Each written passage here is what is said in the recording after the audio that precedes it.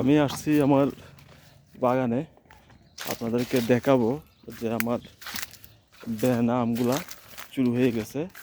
কত আম ছিল, প্রায় ম্যাক্সিমাম আমি চুরি হয়ে গেছে বেদানা আম। অলরেডি একটা ভিডিও দেখাইছিলাম, আমার রেড পালমান আমগুলো চুরি নিয়ে গেছে, একটা আমও নাই।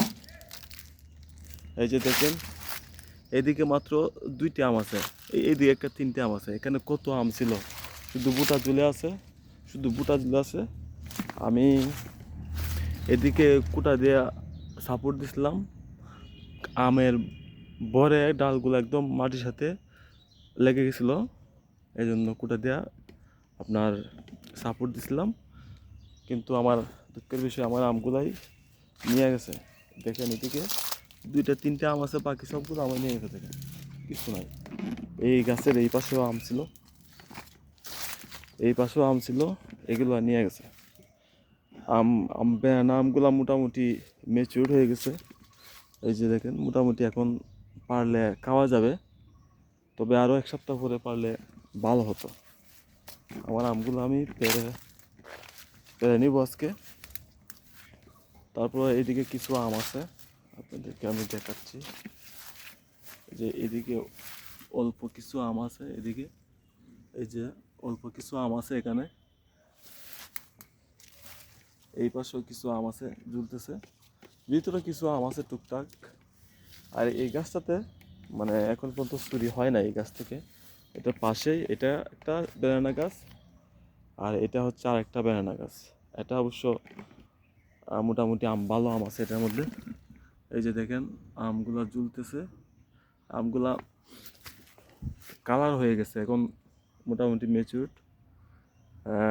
পেরে রাখলে, গরম সপ্তাহখানেক রাখলে একদম কালার হলুদ হয়ে যাবে, তখন খেতে ভালো লাগবে। দেখেন এখানে আছে 4টি আম, একদম মাটিতে ঝুলে সঙ্গে লেগে আছে আরও কিছু আম। এই যে দেখেন এদিকে মোটামুটি আল্লাহর রহমতে ভালো আমই আছে, ভিতরেও আছে আম। তবে এই আমগুলা বাইরেই বেশি ধরে, মানে আউটসাইডে বেশি আম থাকে, ভিতরে কম থাকে। এই যে দেখেন এদিকে মোটামুটি আম আছে, এই পাশটার থেকে মোটামুটি আম এখনো আছে গাছে। ইনশাল্লাহ নিজের ফ্যামিলিতে খাওয়া যাবে যে আমগুলো আছে।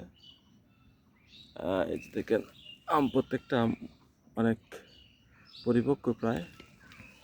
এই যে এখানে অনেকগুলো আম আছে, অনেকগুলো আম আছে। এই আমটা একদম ম্যাচিউর হয়ে গেছে।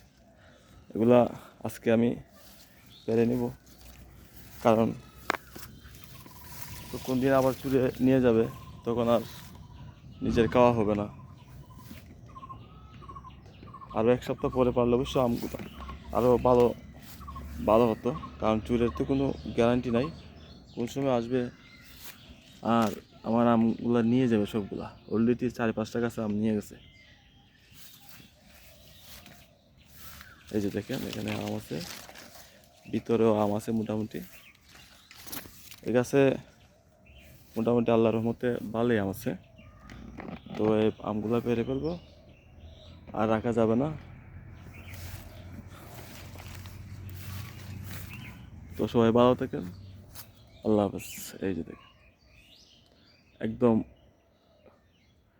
লাল হয়ে যাচ্ছে, এগুলো আম যখন ম্যাচিউরড হয় তখন লাল হয়ে যায় মুখের দিকে।